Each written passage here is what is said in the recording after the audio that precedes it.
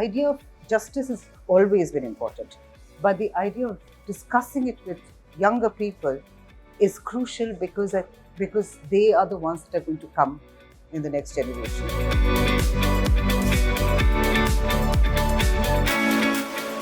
So I think for high school children, the idea of justice is not just what is called legal construct.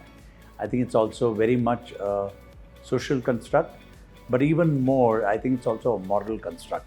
And it'd be very valuable, I think, for them to get an understanding of the idea of justice at this age, because that's what they will probably wrestle with all their life in the diversity that there is not just in our country, but also in the world.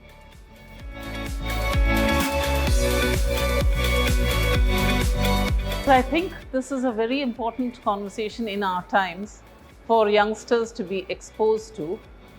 And I think the link with history and justice is also a very important and crucial question, because in our times, as you know, history is constantly being invoked as a way of perpetrating injustice.